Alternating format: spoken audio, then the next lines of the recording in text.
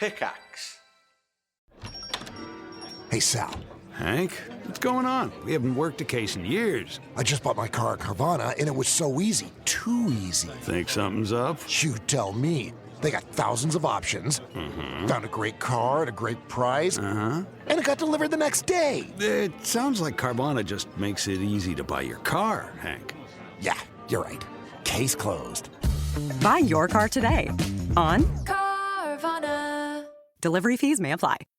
Hey everybody, Jasper here. Welcome back to Frostbourne, Arc 6 of Dungeons and Randomness. If you're new to DNR or jumping into Frostbourne for the very first time, we've got you covered. There's a full recap of episodes 1 through 20 in the feed that takes roughly 40 hours of story, compresses it down to about an hour.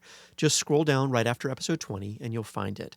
Listen, if you enjoy what we do, sharing those recaps with a friend is honestly one of the very best ways to help us grow.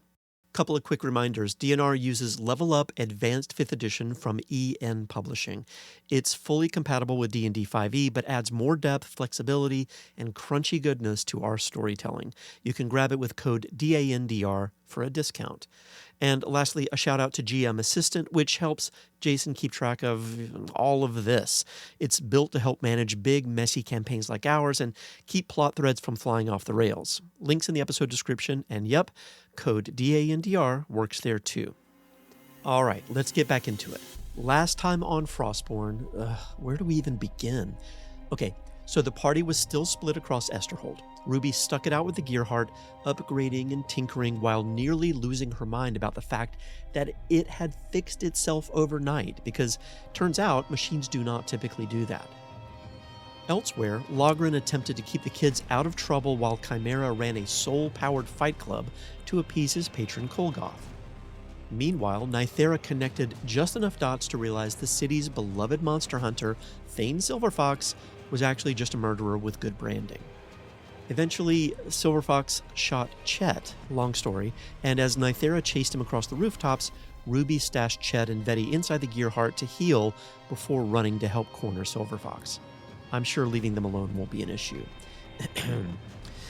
So back at the Soul Tournament, Chimera's patron Kolgoth discovered that souls are incredibly delicious. So much so, in fact, the pot boiled over. And surprise, Were-Demon Chimera is now on the table. The episode ended with Logrhyn locking the door of the tavern basement from the inside, planting his shield, and calling out Chimera and Kolgoth to rein it in once and for all. Chimeragoth? Kolgera? We'll keep workshopping it. Today, well, it's a roller coaster, so strap yourselves in. Things escalate even more between Chimera and Logrhyn, if you can believe it. Nythera taps into some old habits of hers, and Ruby helps break down some barriers. Literally. Also, I'm sure nothing weird happens with the Gearheart, so don't worry about that. All yours, Jason.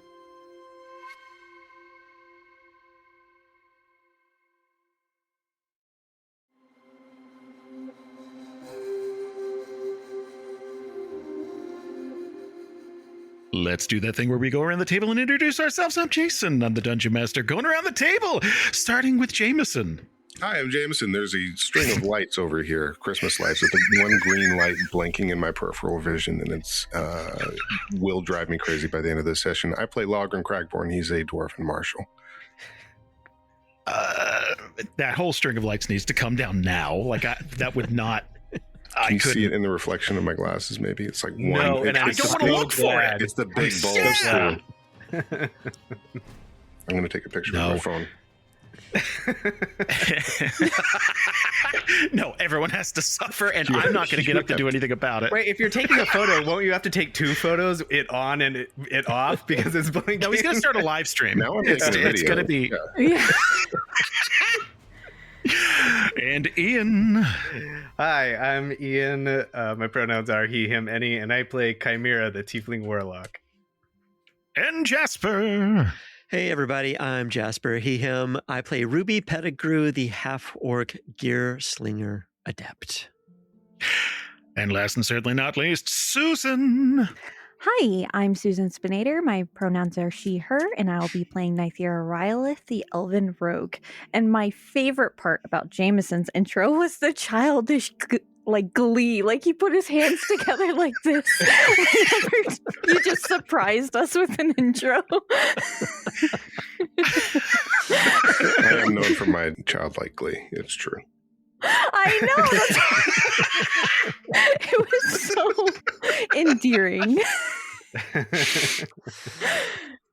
We've stop. He's literally posted a video. I'm not looking at it, so I'm not right now. Not before work. After work. God. And it's like behind the blinds too. It is 2 feet away from my right eye. That's going to add the right amount of tension for how you come at every moment. Yeah, I could if by see the you end of the staring. session I'm like this, then all right, I'm going to drop it. I'm not going to think about it anymore. Okay. Turned 45 degrees from it. I did look at it. It's I'll just be like this. it's rough. So, we've already bothered a couple of people out there. Explain. I didn't do the thing. I didn't do the typical intro. It was slightly the energy different. was That's- different. Yeah. Yeah. I'm sorry. And that's going to bother a few people out there. Totally get it. I'll make up for it next time. It was requested that I just kind of spring intros on you guys every once in a while. So, yeah. You never know when we'll just be in a session. I love it. I was thrown off for about a second, but I'm still thrown off. never got to get ready if you're always ready. You know what I'm Yes. saying? Oh, shit. And that's the thing. Fair. Especially nights like tonight, I want you off balance because there's a lot going on, and I don't want anybody comfortable, right? So, you know. Speaking of which, we are in the basement of this tavern, and there are dead bodies everywhere. There are pools of blood soaking into the floorboards. There are large cracks in between, and you can see where there's slightly darker areas where this blood is pooling. And there is a massive demonic creature, and Chimera is in there somewhere, but it's in there deep. At least 6.1 feet deep, at least. Like, it's in the gator level, you know, if you listen to the behind the scenes. So I had a chat with Ian after the last session because it's another really big swing, and I didn't want to spoil it for him. So like, I wanted to so I'm going to tell you what is happening from Chimera's perspective. You know how werewolves exist. And you know how he was bitten by a werewolf. So Kolgoth, to keep away that lycanthropy, essentially infused himself into this. So Chimera's kind of a weird demon.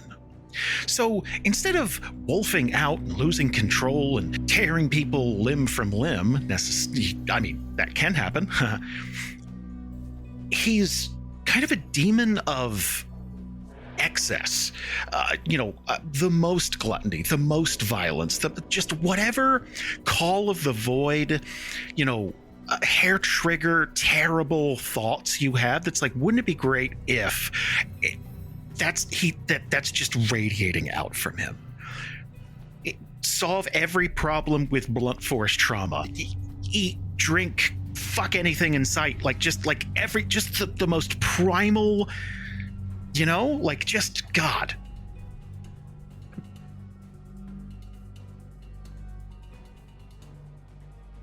I'm gonna need your utmost today, both of you. We're gonna pan across town, and that's gonna be another tense fucking whatever. But this, I need you to tell me from Chimera's perspective.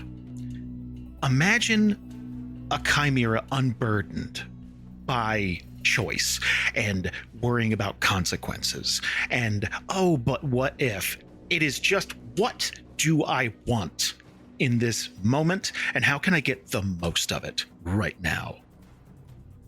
The light almost seems to get absorbed by you, like this giant hulking version of yourself. Like you can see Chimera in there, but the basement almost kind of dims. There's torches everywhere, but it almost kind of dims in the center where he is. Like there's this repressed dark aura surrounding him. So what the hell is going on inside that noggin?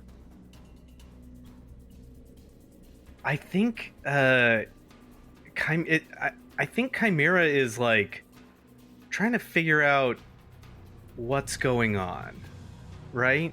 Like his ego locked inside of this alter ego.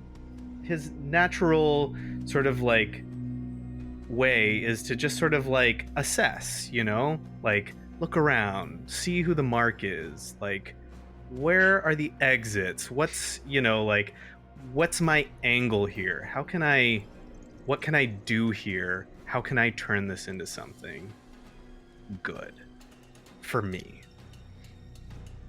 And so I think that's what he's trying to do. Clearly something has happened, and I first off, I think he's thinking like, fucking Kolgoth. Like this is something, again, this is some kind of like overstepping of boundaries. Like this is not absolutely in our contract, you know, like, and then he's probably thinking like, oh, well, there is a werewolf involved too. That's like another thing in the mix. So maybe that's got something to do with it. I don't know. But and yeah, the freebasing of souls down here, like the, you know, right. And I gotta say, like, this is a moment where you and Kolgoth are the most intertwined. And one of the hugest things that, you know, keeps you guys butting heads is him making decisions for you and it affecting your life. In this exact moment, that's not a massive concern for you. It is just what you're doing in the moment. There is no tomorrow. This is going to be a major calm down later, but it's almost got to be freeing to just not worry about consequences, to not worry about like, oh, what are people going to think of me? What are just all of that jettisoned from your consciousness. Yeah, and I think that's like top level, right? Like that's our top level Chimera, and underneath that, I think Chimera is trying to figure out what can I do about this? How can I turn this? What can I use this for?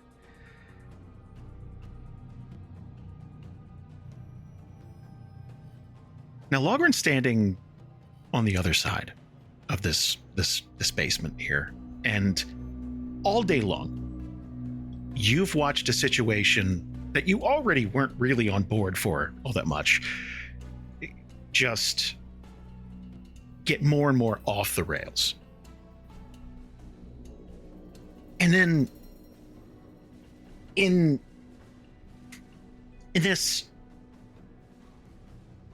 it almost seems like in an instant, all this death and carnage happens, and what was already probably, I think you could say it's out of control. What was already out of control got so much worse and so much more heinous. And even if everything were to wrap up now, if you could just say, hey, stop it, and all this stops, so much has happened that the ramifications of this are going to be felt for a while. So what the hell was Logrhyn thinking, getting the basement door open, going down there and just confronting? What is going on in his mind? Damage control, basically. Like, he didn't expect this, right? Like, he expected Chimera to overindulge. Logrhyn didn't like it, but this is sort of one of the necessary evils that he kind of told himself might be necessary in order to keep Chimera on, as part of the team. But then it swiftly took a turn that he wasn't expecting. So now it's now it's a problem that has to be solved, right? And Logrhyn is considering himself not as responsible because he doesn't think he's as responsible for the situation as Chimera or even Aura, but he does feel responsible for it in the sense that he didn't stop it sooner. So now he has to clean up. And if he, we got the door open and a couple people escaped alive. A couple people down here still aren't dead. Plenty of them are, but if we can minimize the amount of damage that's been done, that's where his head's at right now. I have thought about this moment a bunch, right? And I don't imagine Chimera speaking first. I imagine he was busy when you walked down there. So, the last body hits the ground. However, he has disemboweled this person. It's in, again, it is the most, right? So the pull cue running up through someone's stomach and then, that's it's wouldn't it be neat if, not just let me kill them, but let me do it in such a way that someone could tell stories about this for a long time. You know what I mean? No thought of the consequences after, or even if they deserved it. How do you approach this then?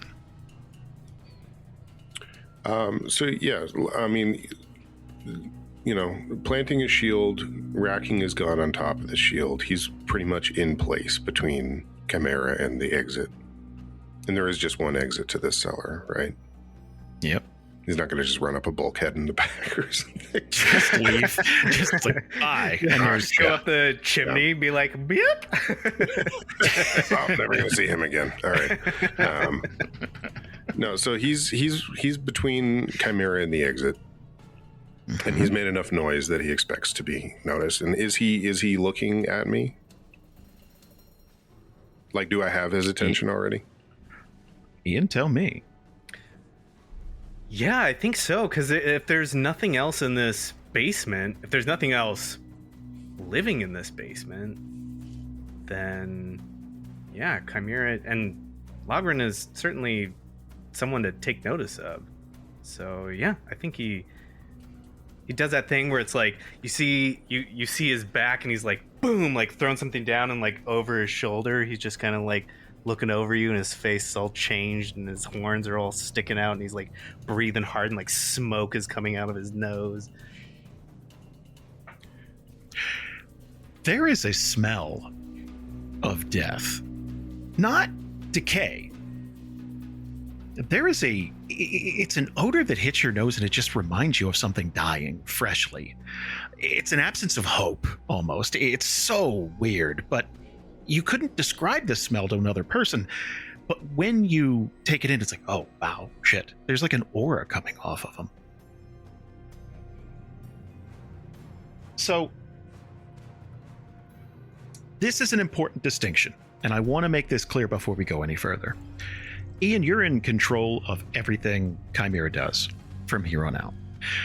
This is only like a werewolf situation in that you just tell me what Chimera would do without fear or consequence of repercussions. That's all there is to it. No willpower rolls. I mean, later, coming down from this, absolutely. But this isn't, you have to roll to not, kill your friends or whatever. You tell me if that's what you would do. So I leave it in your capable hands. So Logrhyn gets that eye contact and he just goes, Chimera, is that you?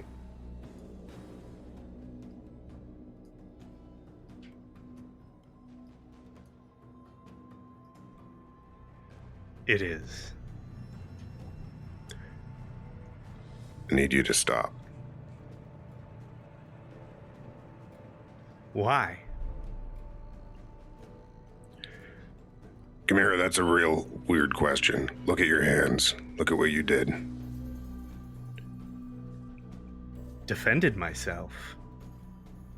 I'm pretty sure. Let's say that's true. you're defended. I need you to stop.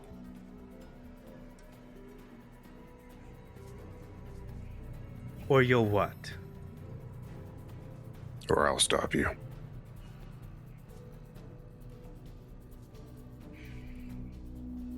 You sound pretty confident. Have I ever been anything else? No. But now I am something else.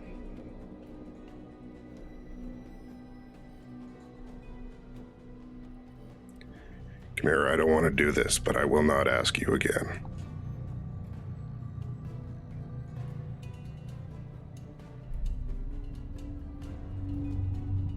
I'm gonna walk out of here. I'm feeling really good. And I want to find Silverfox. And I want to screw his brains out. I hear that that's what you think you're going to do right now. But I'm telling you, no. You need to hear that word right now.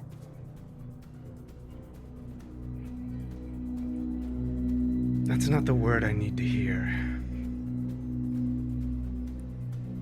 And Logrhyn, I wish you knew that.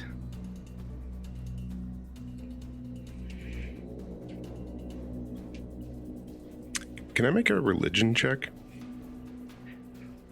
Sure. Yeah, that's a good time for one. Which god can I pray to? Who's close? My necklace of holy symbols. I got an 11. Specifically, good mummy reference. The specific question that Logrhyn has in mind is whether or not he is looking at a greater demon. Oh boy.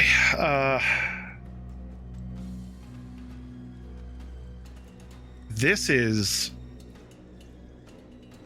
almost no different than if you had summoned a demon yourself. This is the only thing that's different is your friend is in there. This is a greater demon. It's just, instead of a giant winged thing, it's just your friend coded in it.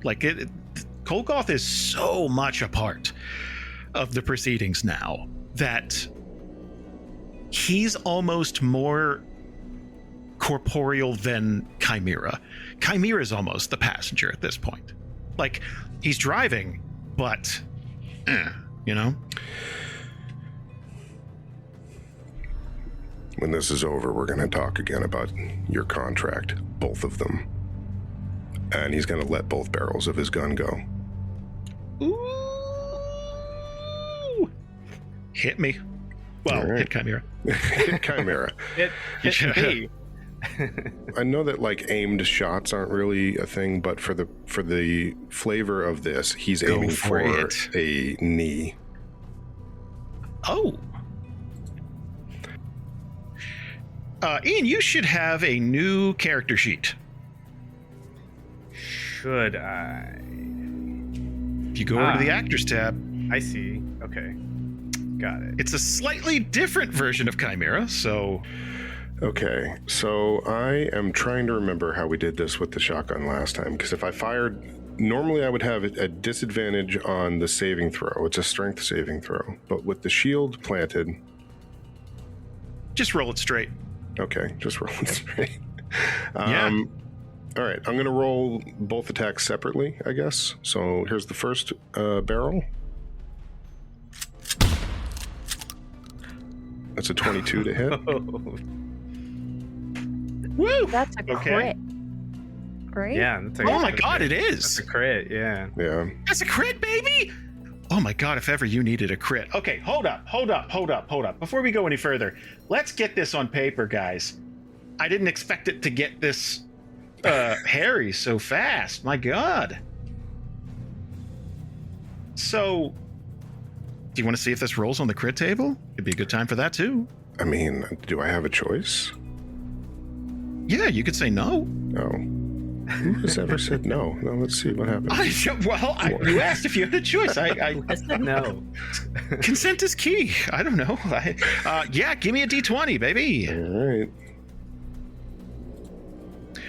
I'm sorry. Oh my god. Oh my god!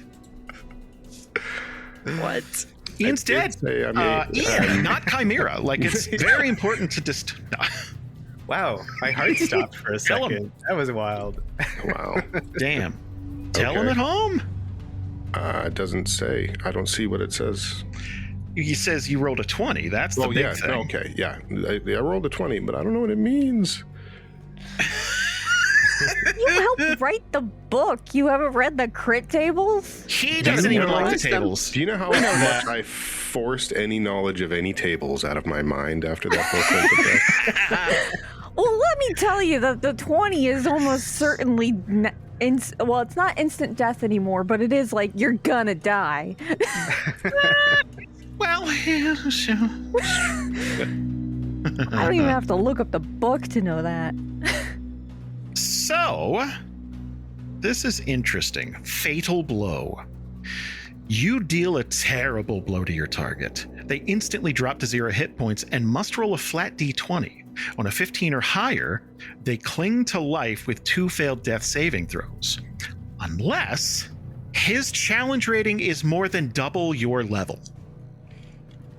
Okay. What's your level again? 5. Okay, Looks so like I'm it's not. Yeah. You're a CR9. So here's what we're going to do. You get to roll that with advantage. So give me a d20, Ian. Got it. Oops, I should have rolled 2. Hang on. Yes. 7 and 15. All right. So this is going to do a shit ton of damage, but not instantly down him. Jesus Christ, that's 32 damage. Plus 48 damage for both barrels. I guess we need a boss bar for Ian. We need a boss bar for Chimera. Weird. Oh, cool. It's all infernal and red, too. I like Demon that. aspect. Nice. Spared no expense.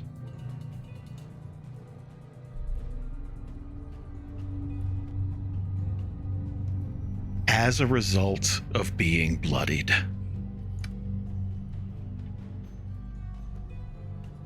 oh god, Chimera gets to move his full speed and take a full action before his next turn.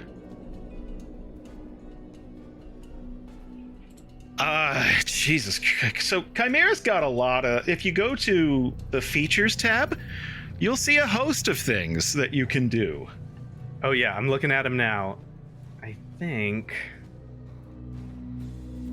Chimera is going to take this full force, and it's just like... I think it's like you can see blood and viscera like it like craters into his chest, right? Like it is clearly a hit.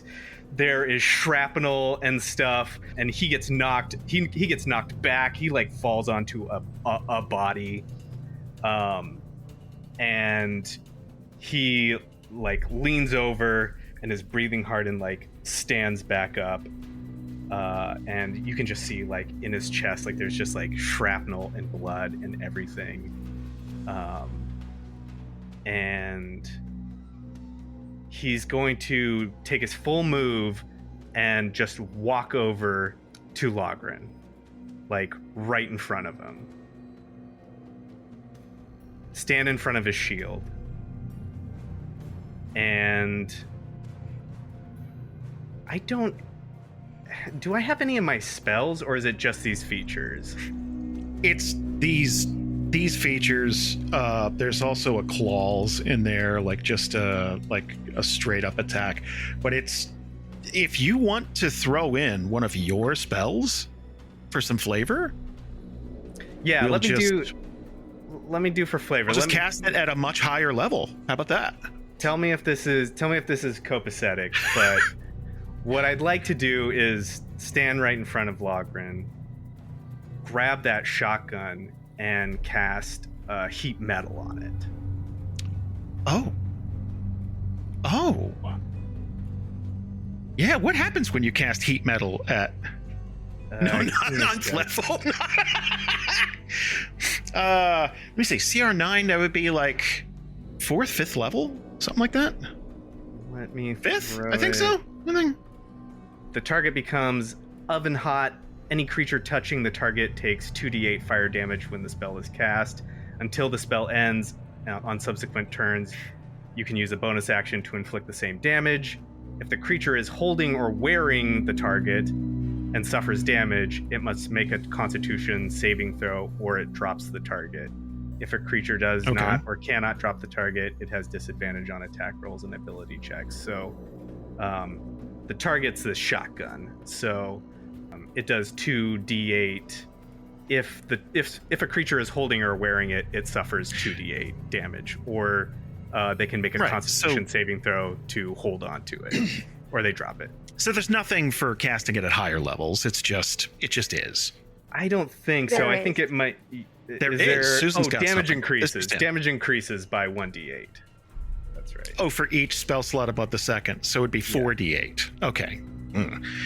Thank you, Susan. So, is this you fucking with him? Like, you're not out and out hitting him, but it's like, that's enough of that? Or is it like describe, what does this look like?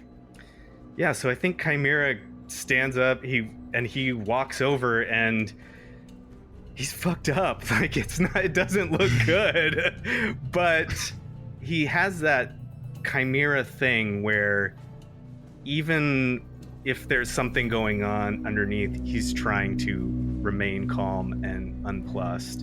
And so he's gonna walk up to Logrhyn and just like grip that shotgun, pointing it at his... He'll walk up to it so the barrel like touches him, and it's like and like burns because it's hot, and he like grabs the barrel with his hand and just says, Logrhyn, this is what you wanted. This is what you signed up for.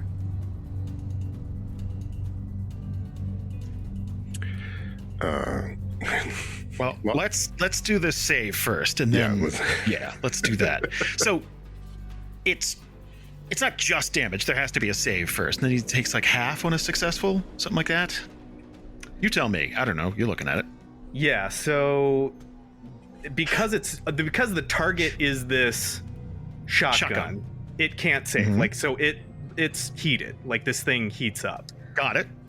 If a creature is holding or wearing that target, then they suffer 2d8 fire, or they suffer the damage of the spell.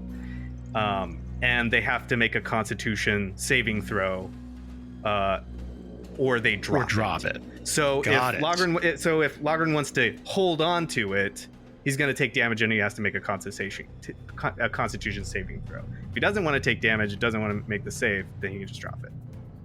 That's what I was going to say. If Logrhyn just lets go of the gun, nothing happens. Like, I don't want. Okay, yeah. So he lets go of the gun. You can have that. Okay, so this big fucking gun's gonna clatter to the ground. Obviously, like super heated at the barrel end. Like you can see where it looks like it's been in a forge. Yeah. So after Chimera says what he says and superheats Logryn's gun, he lets it go, hits the ground, and says, "We both know this is not at all what we talked about. Happy to go over it later. Please sit down." We can talk about it later, but I told you where I'm going. And all three of us can have a discussion. It's been a while since we've all talked. We should do that.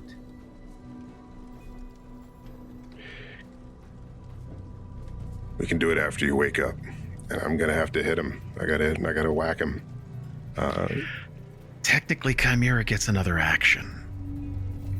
All right. So he goes to get his hammer and is like, "Oh shit!" Technically, that wasn't drawn, so it's like, oh, you wait. Ooh, I'm gonna get this big Give me hammer. just a minute. So a couple of things are gonna happen. First, Chimera's got this like, it's sort of like that heat mirage that goes on when you like look at a road and it's like evaporating heat and sort of like makes that kind of like heat stuff. He's got a fiery crown on his head that's like kind of doing that and flickering like flame up above him, sort of just like settled on the top of his head and in between these massive horns, just hovering there. A creature within 10 feet of me that can see him must succeed on a DC 16 wisdom saving throw at the start of their turn, or be overwhelmed by desire for more power, more blood, more sensation. So that's a first thing. Little skulls for the skull throne. Yeah. Oh shit. DC 16's wisdom save? Yeah, so he's just like radiating off this like desire that's like pulling, almost feels like pulling you into like a lust for violence, a lust for lust, a lust for just being demonic.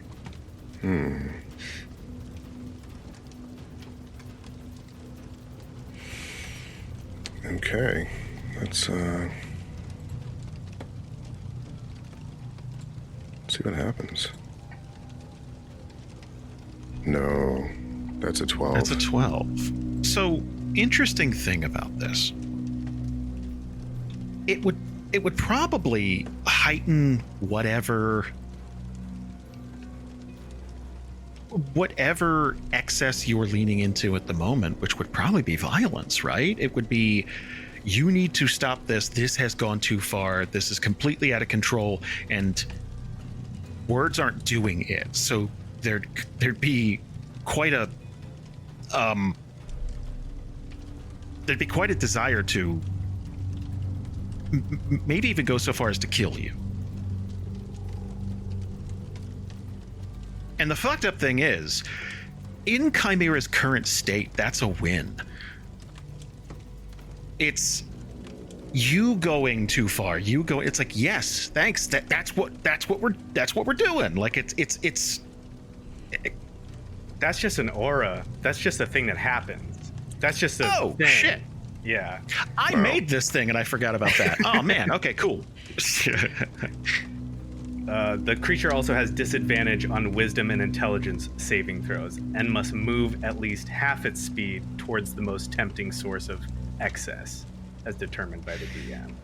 So whatever that is, using your speed. That's you, buddy.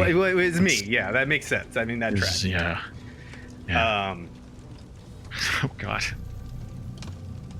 And then Chimera is going to use Fiendish Step. And this is a bonus action. Jesus Christ. So Chimera magically teleports 30 feet to an unoccupied space that he can see that is in dim lit or darkness. And each creature within 5 feet of him, something about fire damage. But he's not worried about that. He's just moving. So you go to reach for your hammer, and he just like, in like a gout of flame falling into the floor, he reappears like 30 feet at the top of the steps of the basement, like at the door. Oh shit. And well, he's gone. I'm never gonna catch him. he's gonna turn around here and and say,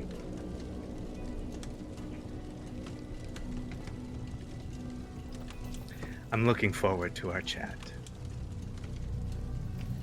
And then he's gonna spend his action to dash and run out that tavern.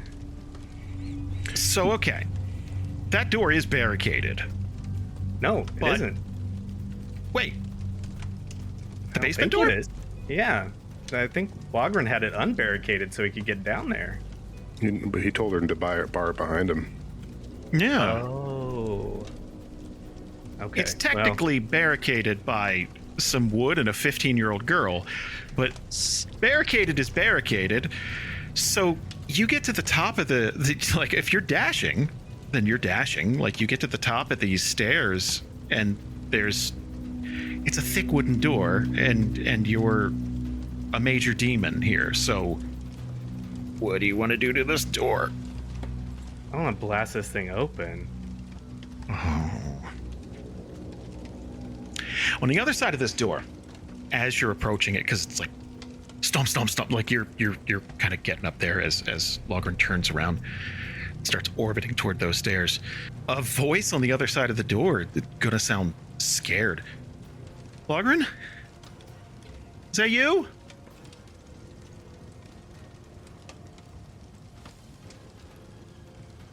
Get back. Way back.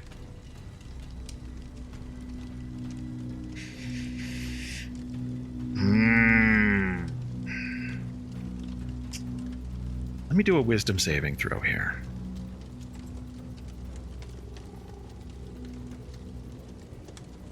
Oh, that's a 19. Oh, man. She's going to duck way down, first of all. And there's like two chairs kind of wedged under the door here, and there's kind of like awkward bits of wood about like waist high, and she's ducked real low and kind of lowers her voice. Chimera, did you do something to Log?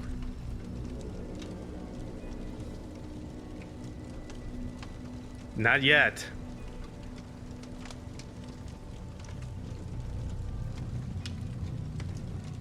She knows if she opens this for you, or like, you're out. And once you're out, right? Like,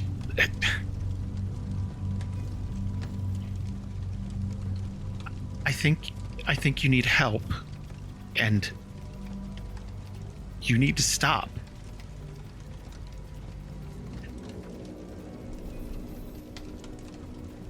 And you can hear, like, Logrhyn starting up the stairs, right? Like, he's got, if he, I don't want to speak for you. Well, what you would hear is basically this, like, a howl of rage from the bottom of the stairs, because you made Logrhyn want to fight and then left the fight. Oh, that's a dick move. So he like, in a sound he has never made before. Absolute fury.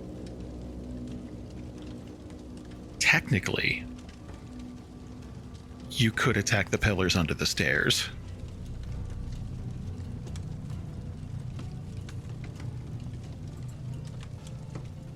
And this seems like the first time Chimera's hesitated, by the way. Like, he could rip this door to shreds, right?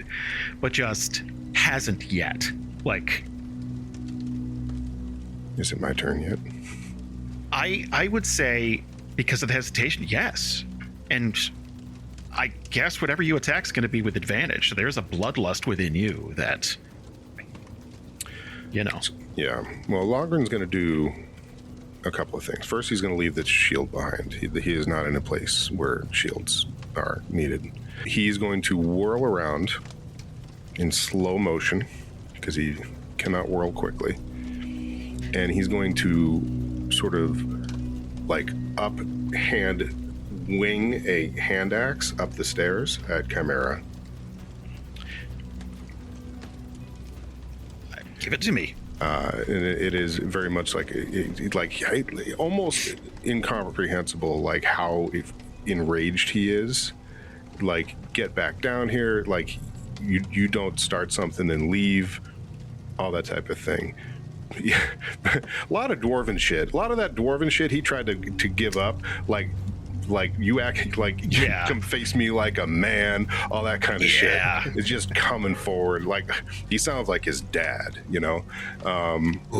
90s Logrhyn's coming out. Like 80s Predator handshake Logrhyn's coming out. So we're gonna do a hand axe throw with advantage, you said? Okay. You're not a dexterous man, but you know. Well, throw is with strength. That's a 26 for 7 damage. I think we're going to take the hesitation out of Chimera is the problem. And if there's time, the next thing he will do will be take out these stairs with his hammer. Here's what I'll let you do. Because technically that's 2 attacks. However, I'm picturing some real Hancock stairs here. So I'll let you run into the pillar if you want. Give me an athletics check. All right, you know what? Let's do it. Which feels like it fits the moment. It's like just like, you know what I mean? So it doesn't apply to this directly. I do have a combat maneuver called shoulder check, which is... Is that an action or a bonus action? It is a reaction, actually. But I don't know, it just feels appropriate. It feels like kind of juggernauting through these stairs. I'll spend the exertion point, you know. Okay. It's fair. So, let me just make an athletics check. I'm just doing it for flavor. Let's see. This is a strength-based thing, so with advantage, please. With advantage. 15. All right, we're going to drop a 5, take an 11 for 15. So, whipping a hand axe up the stairs, and it's going to catch Chimera in the shoulder. Not the beefiest hit this time. Not like blasting 2 barrels of shotgun into someone's chest, but it's enough to probably piss him off a little, or just. I obviously don't want to speak for Chimera, but it might even be a thing where it's like, see, that's why you don't hesitate, because you know what I mean? I could be outside by now fucking, and I'm here. And you are going to run into the first 2 pillars holding the stairs aloft, so they're going to start to buckle and cave in. And I think it's a great time for us to jump across town, see what's going on over there. Whew. You know, decompress. For a second. Yeah. God, you guys are fucking killing it, by the way. Yeah.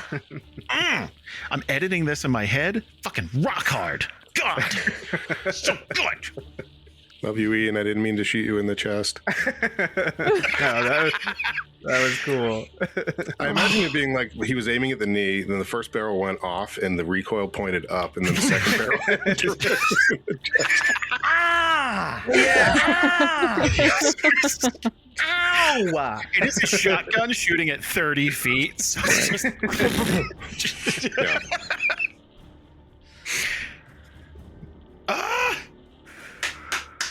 Too good. Anyone want a drink or anything? Just anyone want a box or something? Like, Just want to destroy some stairs. Any room is a rage room if you care enough. I want to break our things. I want to go break someone else's things. Hey folks, Jasper here. Sorry to interrupt everything. Listen, we want to connect with you. If you like what we do here, please consider joining our community on our Discord server. And if you want even more, please think about joining the DNR Patreon at patreon.com/DANDR. There you'll get behind-the-scenes looks, bonus games, Patreon groups with Jason and Bree at higher tiers, and so much more. There's even some big surprises coming down the path. Links to our Discord and Patreon in the show description. Now, just a couple of words from our sponsors, and then back to the show.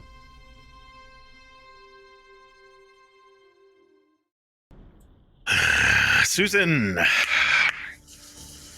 how you feeling? Are you ready? No, but All right. This is going to have a slightly different feel than the all-out ragey, like this is going to be a bit stealthier. We're going to use the other stats. Although... We'll see. No less deadly. I don't know, actually. Yeah, I don't know. You might... Yeah. This guy did try to kill a child. Yeah. Well... It's kind of one of Nythera's bugaboos. So, across town, our rooftop chase ends with Silverfox getting shot and then tumbling down a sheer roof and then through the roof into some kind of dark room. And to paint a picture, we've got Vetty and we have Vetty and Chet. Chet is very poisoned, and they're both sitting in the car sitting in the gear heart waiting for Ruby to come back. Ruby has ascended and joined the rooftop chase, so you're a bit behind. Yeah, I mean, just trying to catch up. That's all. To be helpful. So it's going to take you a few seconds to close in. It's going to take a few seconds for Nythera to, after he falls through, you're going to close in, and you know that wasn't a killing blow. Mm-hmm. He's hurt, but any assassin or monster hunter, whatever he wants to call himself, if he is good, is preparing something, right? You know that. Nythera can't be stupid enough to just slide on in, right? So I didn't even want to present that as an option, but you tell me what you do. How quickly after he falls through does Nythera get to the hole that he fell through? I'd say another 8 or 9 seconds. So I hear him hit. Mm-hmm. And then I'm getting there after. Okay. And you would be... So you would be approaching this large hole, and it's just looking down into a very dark room, right? Because there's not a lot of sun out right now. We're still trying to wrap up the 22nd of dueling. Lots happened today. The one for the history books. But it's getting to the point now where nighttime is falling, and that's not a great thing for this specific thing, you know. So Nythera will look down into this hole for just a second and then grab something that's like on the back of her belt, like underneath her cloak, her heavy cloak that she wears, because in this perpetual winter you're wearing big heavy cloaks and layers. Sure. And taking off from her belt, she is going to pull that raven mask. It's like a raven, it's like a plague doctor mask with an elongated nose, and it has a silver lining around the eyes and vents for like a beak, and it has feathers on it. And she's going to say down into the hole as she puts on this mask, "I'll show you what a real monster looks like." And then she puts on the mask and jumps down in there.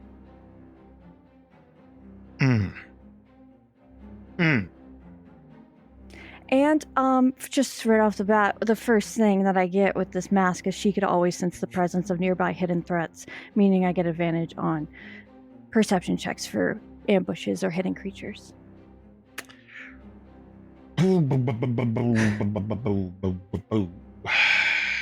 Damn. Well, it's escalated quicker than I thought. So I'm just going to set up a map so that we can see like what would, you know what I mean?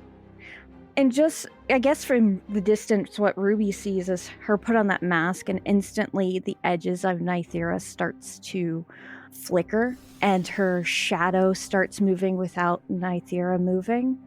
And Nythera kind of just starts to blend, kind of like a super fade where it goes back and forth really quickly. You can't really pinpoint exactly where she's at.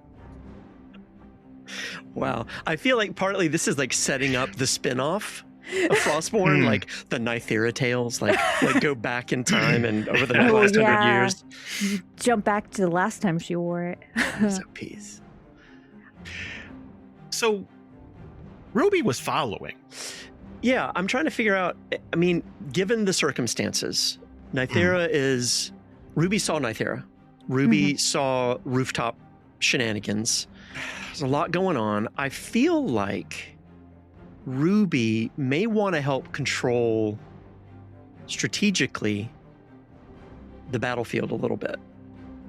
And rather than chasing up and trying to just follow Nythera, like, where are you going kind of a thing, I wonder if she might try to calculate a little bit more from the street, from the ground, and maybe keep him from getting out, from coming through a door. She's not going to stand around, but she may want to go in from the other angle. So you're doing the thing like when there's a foot chase in a movie. You're trying to show up at the back door where they eventually like exactly. Like Okay. he comes out on the landing, and it's like, hey, I've been waiting for you, kind of a thing. If he were to run, if not, what she would be thinking strategically is, how can I find out where did that hole happen? Where did Nythera disappear into, basically, because that's where she needs to focus. And then she's going to try to go in that house, building, shop, whatever it is, I don't even know, and see if she can make her way up. If along the way she feels like she's better off staying put and just waiting, she would kind of do the big battle version of readying her action. Like, she'd be ready to stop him. And from Ruby's point of view, just for a moment before you decide to like shift right or left to go to like the front or the back of the building or down, you would see Nythera, as soon as she puts the mask on, her shadow elongates a little bit and almost fans out, like wings are coming out of her shadow, and then she starts to flicker a little bit, like you can't see exactly where she's standing. Okay, just for canon purposes, number one, first of all, that's just fucking cool. Number two, canon purposes, would Ruby have ever seen this before? Would she be familiar? I don't mean they do this all the time, but would she'd be like, oh, it's that thing? She would know of the mask, but Okay. Nythera probably hasn't worn it ever. Yeah. But she would have had it at some point in their travels. That fireside conversation, Nythera would go, well, that represents my old life, and I don't like who I become Yeah. when I wear it.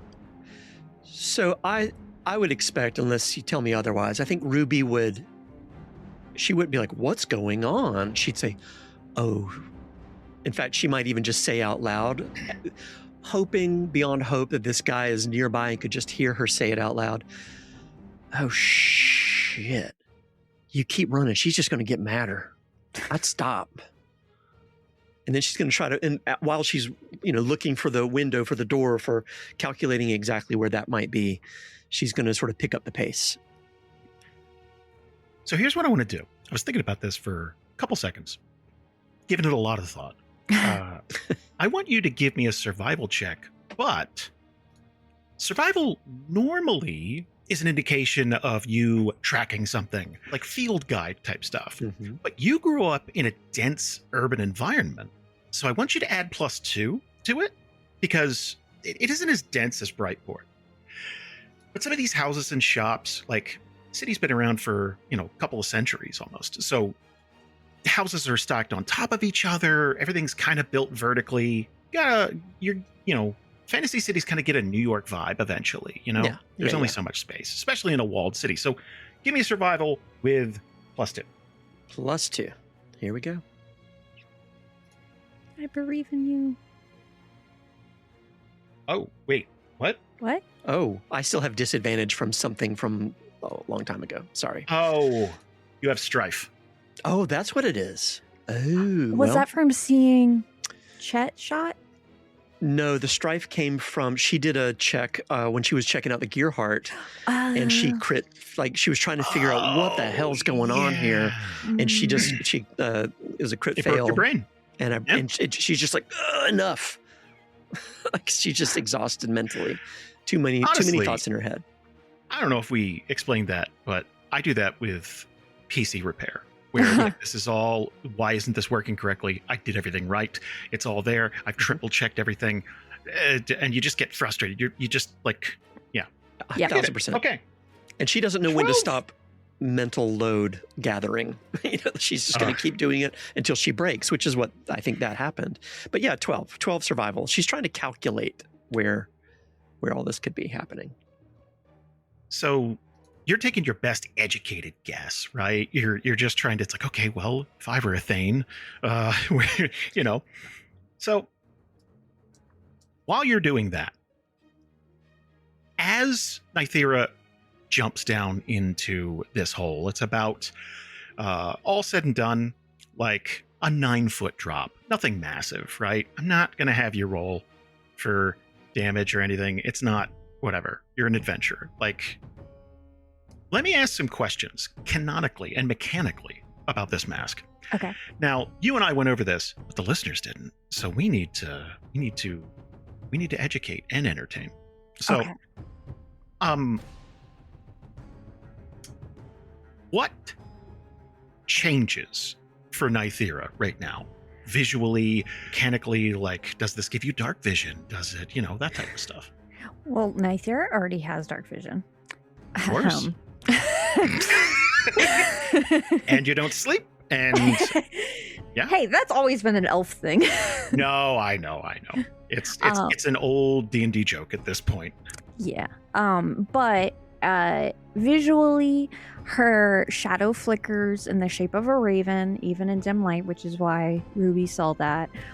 Her voice drops into like whispers overlaid, which gives the mechanical benefit of she gets advantage on intimidations, but because it's this whisper overlaid, she gets disadvantage on persuasion checks, because why would you trust anybody with a voice like that? And then it has this like danger sense, so she can sense the presence of nearby hidden threats, so advantage on perception checks related to ambushes or hidden creatures. Advantage on stealth checks because she's becoming one with the shadows. +2 to attack rolls made with daggers, because this is an assassin's mask, so it's an assassin's, specifically for an assassin. Little things like that. Oh, she's immune to being frightened, but I can't benefit from inspiration. So there's like drawbacks and boons and drawbacks. But the fun part of this is it's a round by round improvement. So the more she uses this, the more benefit she gains, but she also gains strain every round of combat she uses it for, which equals strife. So eventually it'll just keep going up strife until the mask just has to fall off, or else she goes insane. Because in A5E strife, you could get long-term and short-term madness. Yeah, it's no bueno. So you're burning twice as bright but half as long, right? Like Yes. It's, okay. God, I want a new Infamous game. Sorry, that's only gonna yeah. So jumping in here, it's kind of a tight kitchen setting. So it's boiling kettle. So someone was cooking in here, and it looks like either they left something like a stew or something like that on to boil. So there's like a wood stove, and there's 4 4x4 pillars, and you can see him braced up against one, but not like he's injured, but not like he's critically wounded, more like he's just, it's like, in case you throw something else, I want to be, and once you land, he doesn't attack at all until like you're in the room.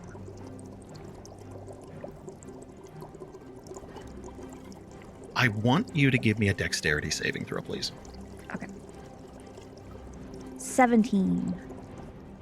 Oh shit, that's good. Okay, that's real good. So a crossbow bolt is going to kind of flick your way, and it's going to go kind of wide, right? But you get the sense that that's more of a covering fire shot more than like him taking aim. I thought you and I were becoming fast friends. Nythera is going to use a bonus action to coat her dagger in her hand in oil of Taggart. I have 6 uses left. Use a free action to say, that wasn't until you tried to kill a child in front of me. And then use an action to hurl her dagger at him. So he is going to have cover. So that's going to be, yeah. Going to raise his AC a little bit. Okay. I was going to bring up oil tag it, but let's see if it fits. I think it's like a DC 15 to see if he falls asleep. But I could be wrong. What do I get? +2 to attack rolls. I think that should already be in the calculations. I think we checked that math before. While I I'm wearing the believe so, mask. yeah. We'll see. I think that part works, yes. Yes. Oof! I'll use luck.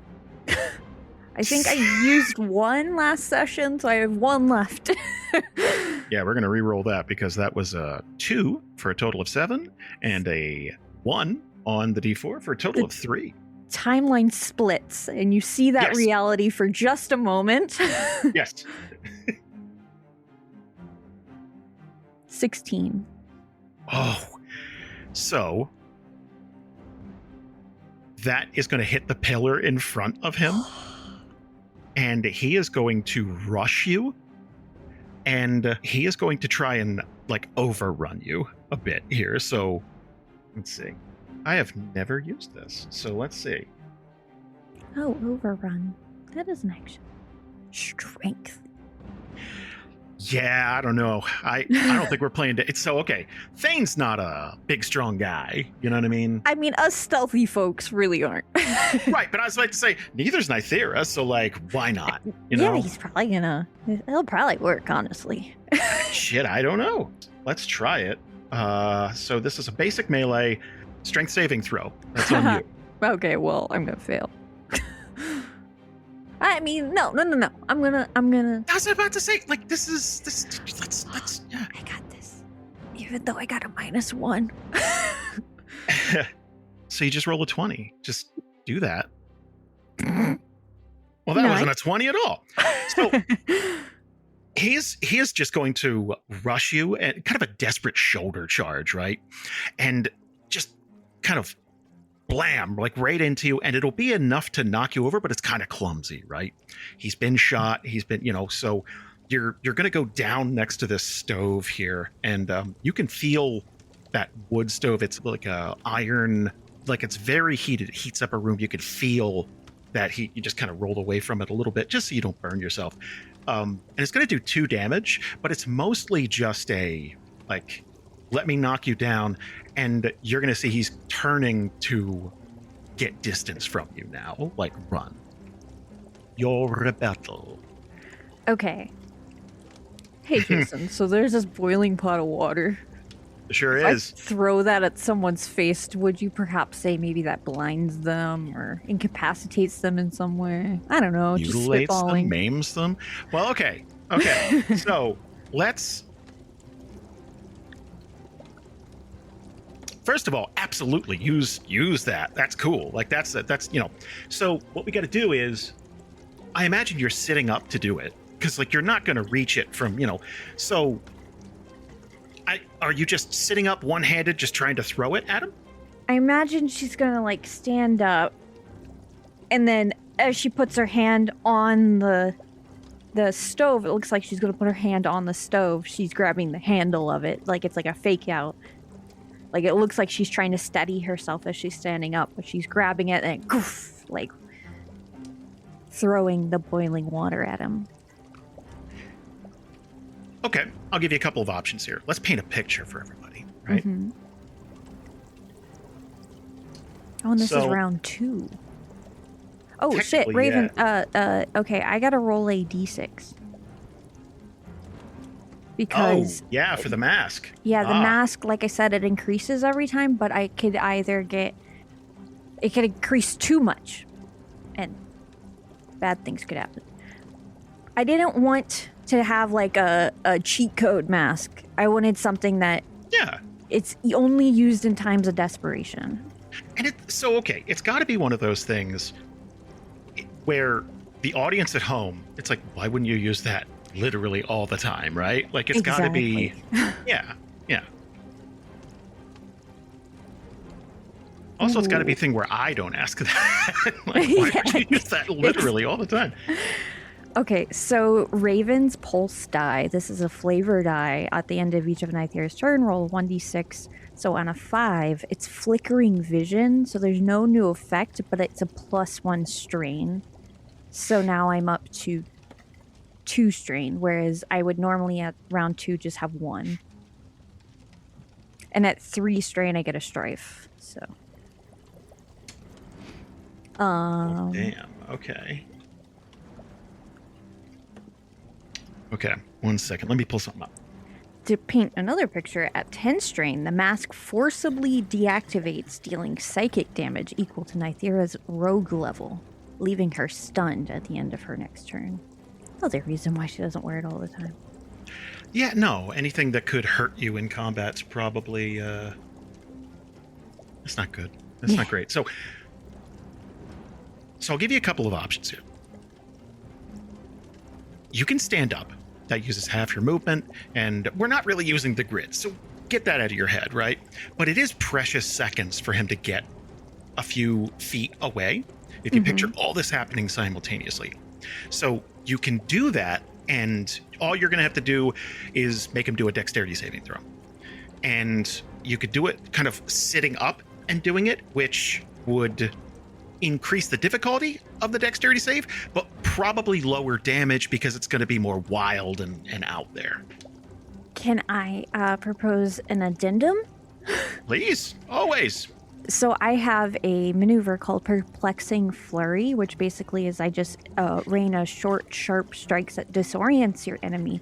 I feel like throwing water is very disorienting. And it gives me an extra attack, so maybe with this I'm lining it up so the water flies and I'm also flicking a dagger at him. So he sees the water coming but doesn't see the dagger coming.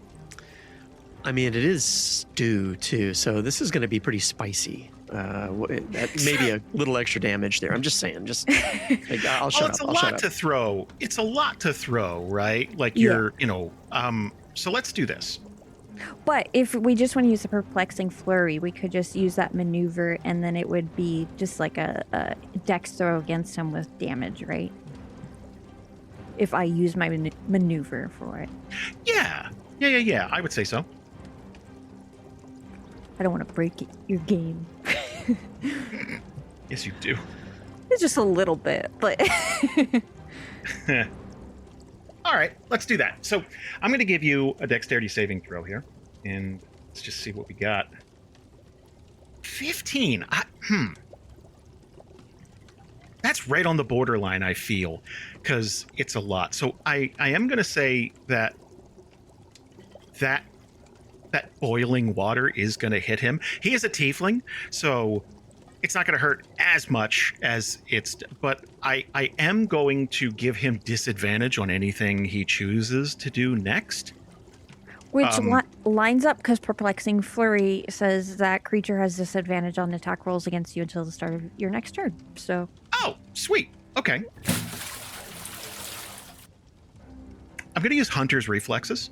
Okay. So this is a last ditch, like, fuck this. I don't like that.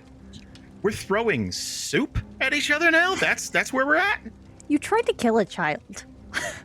Yeah, but like, kid was a vampire, gonna be a vampire, like, yeah. No time to really like get into all these specifics, but he's gonna throw these bolas at you. Okay. And his goal is to wrap your arm up against that hot stove.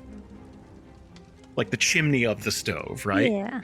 Give me a dexterity saving throw, and we're looking for a 15 or higher. Okay. which should be fucking no problem. You say that. 15. Good Lord. He is going to stumble out this back door. So harsh light coming in to this kind of dark kitchen, kind of stumble out where everything's bright white, snowy. And the door's going to swing shut again. I imagine you're right after him, right? Mm-hmm. There is still a knife in his back. He cannot get to it. It's between the shoulder blades. So there's that. And like the back of his head, like his hair and shit is steaming because, hot water, whatever, the ham and cabbage that was in that, whatever it is. You know what? Tell me what was in there. You paint a picture. It's okay. I'm trying to think where we are in the world. It doesn't really matter. How about it's like a potato and sausage soup, like a zuppa. So there's like it's been simmering all day. So this it would have tasted really good. It has like this really creamy broth and like little chunks of perfectly spiced sausage and maybe a little spinach or kale, whatever floats your boat in there for a little more iron and fiber. It's really good. Going to be like little flecks of sausage in his hair or something like that. And potatoes are dripping down his like suit or whatever. I would say that Ruby's going to appear there's like a side alley to this, she's going to appear and kind of hop a fence and be on the other side of it. So about, 35, 40 feet behind, but now within striking distance. And there's a moment while Thane is getting ready to hop a fence into like a yard or something that Ruby has a clear shot. That's just as Nythera is coming out the back door of that kitchen. Don't know what you want to do. Ruby doesn't seem to have a lot of incapacitating moves that I know of. Other like solid punches and things. Yeah, I mean, there's sort of the standard stuff, right? Like she can try to grapple somebody. She's going to do a quick calculation. Is this ranged, or could she sprint and tackle without a grid? Sort of just thinking about this, like. And you have like dashing stuff, right? That's a great. I'm looking right now, and boy, I should have brushed up on this before I did it. Well, I only know that because Desperate I think we dash. share one. Yeah. Well, I mean, I can do a charge maneuver, right? Let me think. Let me get this out of here real quick. Yeah, I can move up to 30 feet in a straight line, like dashing, and make a melee weapon attack. I'm assuming is he beyond that? Here's what I'll let you do. Yeah. Because I said 35, 40 feet, but here's what I'm going to do. Okay. You see where he's hopping this fence. He's like halfway over. Like picture like a reinforced wooden fence. I'm going to let you dash and try to tackle through the fence. Here's what she wants to do, importantly. Okay. She knows that Nythera, she doesn't put this mask on for fun. Right. So she's not saying like, oh, there's a person, let me try to take them out. What she's trying to do is stop them from running. So because whatever the situation is here, she's trying to do this for Nythera. So she's trying to play her role. Which is why I ask about the range thing. She could, clock a couple of bolts into him or something like that from a distance, but that isn't what she wants. What she wants to do is dash, power up the Velocisprings, and then just spring forward as fast as she can, through whatever she can, breaking whatever she can to tackle his ass. Okay. There you go. Okay. So here's what I'm looking for. I'm looking for an athletics check. Okay. And if it is a 15 or higher, you're going to go straight through that fence and kind of clip his legs out from underneath of him, because he's straddling this fence. So let's say it's a weak portion of this fence. Clip him and just ride right through and probably incapacitate him if you land this. But if it's lower than that, we're going to say that one of the posts of the fence is like right there, and it's just going to be depending on if it's a straight up failure or something. But let's see. And I'm at disadvantage. I hate this moment. Oh shit! Do you have any I've got inspiration, but I'm not sure that'll have to do. Will that get rid of my disadvantage, or I'm just going to have to do inspiration later? Well, I'll let you make a choice. You can pop your inspiration to make it a regular roll, or you could just roll twice. There's always a chance you roll high twice. That is a thing that happens. All right, I'm going to do it. I'm going to go for athletics check. I'm going to... Shit. Take your time. Think about it. Poll the audience. It's fine. Susan, what do you think? Susan, tell me, help me. No, I was just doing anticipation. Oh my God, I thought you had an idea. All right, so I'm at disadvantage. Just taunting. Thank you. Yeah, I was just the audience going, All right, athletics, disadvantage. I'm going to add my daily expertise die. All right, here we go.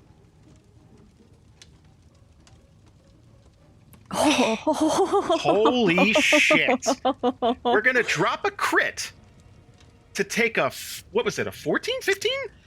14. 10. It was a 10, and then it came a 16 with the expertise die and shit. Oh, with expertise. Okay, got it. Holy shit. 16. So, you're going to plow right through this fence, clip his legs out from underneath of him, and he is going to kind of head over heels, fall to the ground, and you guys are just kind of splaying out. On the other side of this fence, there's kind of a small tavern, almost like a speakeasy thing, not illegal, but they have little chairs and stuff outside, and you're going to just barrel right through those and kind of splay out into a small side street on the other side. Both of you are going to come to a stop on the cobblestone, and there are a few guards walking by. So everything's fine. They're walking by, and then all of a sudden, blasting through a fence, you clip this guy, and both of you are just going to spill out to the street. There's obviously stuff. They're going to draw on you, and just okay, whoa, stop. On the other side, Nythera is now going to have a clear, visible, straight through the fence. There is a half-orc shaped hole just blasted through, and you're going to see them, a good 45, 50 feet away, kind of splayed out into the street here. You're going to see 3 guards kind of draw their crossbows, holding. It's whoa, stop. 1 second. She murders them. Oh, fuck. That's a full 6. So, okay, you have rolled a 5 and a 6 so far. Tell us in the audience what that means. Okay, so the 5, like I said, was flickering vision. So Nythera's vision started to just go a little wonky, but it really just made her more part of this mask. A 6 means the raven surges. So as when she first put on the mask, you see her shadow elongate and those wings flare out, and then Nythera starts to hear, kill him, you want to kill him. Is that raven talking about the guards or just kill him? Okay, just kill him. All right. I think it's a good time for us to stop for the night.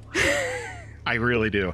And I want to pick up with this when everyone's here. No, I have no idea. I kind of figured we got to a point where it's all right, hold on. Actually, I don't want to stop right there. I want one more thing. Just one more thing. As this is happening, Thane and Ruby are in the street, kind of laying there. Thane is just trying to like, his back is screwed right now. There's a knife in it. He has already fallen a couple of times. And I would imagine, like, Ruby's probably just, like, looking back to see Nythera, and this big shadowy raven kind of aura coming off. And the last thing that you're gonna hear before these guards kind of look up and see Nythera is you're gonna hear this roar.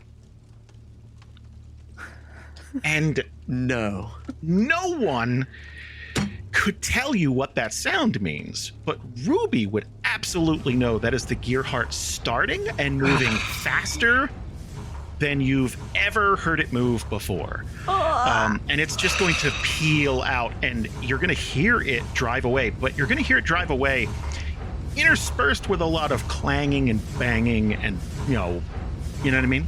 These damn kids. Damn it. That is where I'd like to stop for the minute.